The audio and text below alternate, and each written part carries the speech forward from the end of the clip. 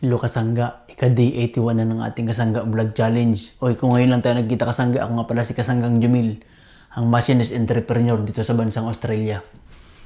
Na naniniwala Kasangga na tanging pagninegosyo ang sagot para makaalis tayo sa ating kalaban dito sa buhay. Ang kalaban natin dito Kasangga, yung ating kahirapan, ang ating sitwasyon.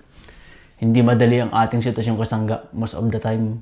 Puspusan tayo magtrabaho para tayo ay mapaalwan ang ating buhay, mapaganda.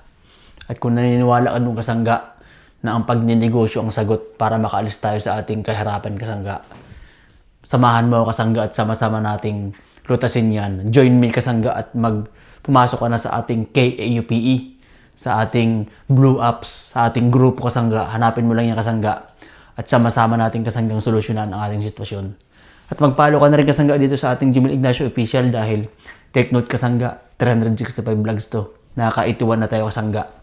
Mamimiss mo Kasangga ang pagkakataon na marinig Kasangga ang ating mga future plans Kasangga. Lang Kasangga, kape muna tayo ngayon dahil ngayong araw ay panggabi natin. Kaya kauwi lang natin galing trabaho. Kakape lang muna tayo para bago matulog. Yun lang Kasangga, kape muna tayo. Mag-let us pray na baby po. In the name of the Father, and of the Son, and of the Holy Spirit. Amen.